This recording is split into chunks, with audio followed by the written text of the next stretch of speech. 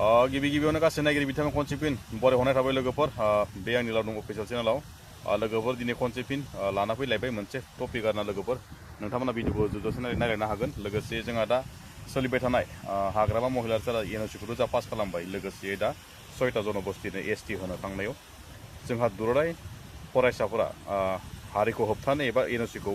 pass खालामनायनि गेजेरजों जों मोनद' हारिनो एसटि होनायखौ होबथानो थाखाय राजा लामा होबाय थानाय समाव जोंहा दा माने दैदेनगिरि आफादगिरिफोरा माने राजनितिकनि लिंक दं बा आखाइ दं होननानै बारे बारे बुंबाय थानायखौ नुनो मोन्दों लोगोसेयै बिराद लासिंसिंसो दै जोंहा बेफोरबायदि दैदेनगिरि आफादगिरि जिखुनु नेताफोरानो बेफोरबायदि माने राजनितिकनि आखाइ दं होननानै बुंबाय थायोब्ला बिराद लासिंसिं जायो आरोना आसलथे बिथांमोना मानो राजनितिनि खोथा बाथ्रा दिहुनबाय थादों हारिखौ होबथानो थांनायाव गावसोरबो हारिखौ होबथानो रोंलिया जिखुनु हारिनि एसटि होनायखौ जों होबथाबाय थानायखौ नुनानै बिसोर माने बारानि सायाव बारासो माने नेताफोरानो जिखुनु माने दैदेनगिरि आफादगिरि जिखुनु माने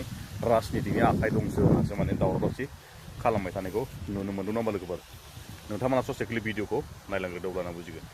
फरायफुबाय थानाय लाइमोन बे लाइमोना गोदो गोदायनि लाइमोन नङा बेयो 2025नि बियो लाइमोन 2025नि बियो फरायसा बे फरायसा हिसाबै जोङो सोमावसारनायखौ माखासे राजनितिक दैदेनगिरिफोरा माखासे जि राजनितिकजों थाफाग्रा मानसिफोरा माखासे जि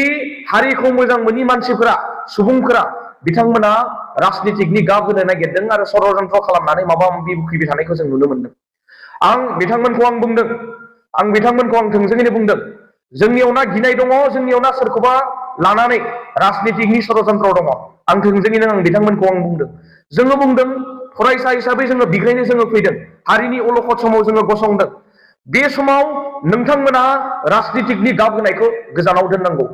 बेयाव सोरबा आबसु सोरबा उमुक सोरबा इउपिपिएल बेयाव सोंखारिनायनि जेबो बेयाव दरखार गैया आं थोंजोङैनो बुंदों जोङो बुंदों जोंनि सोमावसारनाया सोरबा हाग्रामा महिलारि सारनि बेरेखायै सोमावसारनाय बियो माब्लाबो जोङो बेखिनि बाथ्राखौ जों माब्लाबो जों बुङाखै जोङो बुंदों हाग्रामा महिलारि सारखौ जोङो बुंदों दि एनअसिखौ मानि थाखाय हरनाय बिनि थाखायसो बिनि बिरुद्धै जों बिग्रायनाय जादों नट अनलि हाग्रामा सारनि बिरुद्धे गोबां बेयाव राजनितिक दैदेनगिरिफोर दङ जायफोर मन्त्रि दङ जायफोर एमएलए दङ बिथांमोननि बिरुद्धैबो जोंनि बिग्रायनाया सोलिगासिनो दङ आरो पार्लियामेन्टआव जोंहा सानै एमपि दङ दा बिथांमोननि बेरेखायैबो जोंनि बिग्रायनाया जोंहा सोलिगासिनो दङ दा बेयाव मा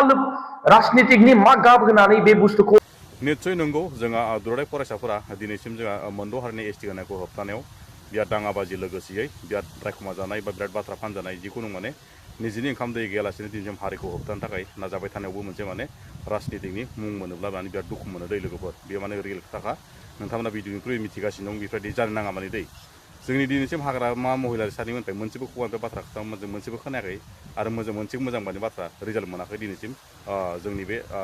सात्र हान्था जोंनि स्टुडेन्ट गथ'फोरा दै लोगोफोरा बेखौनो टाइप जादों आरो लोगोफोर नोंथांमोना भिडिअखौ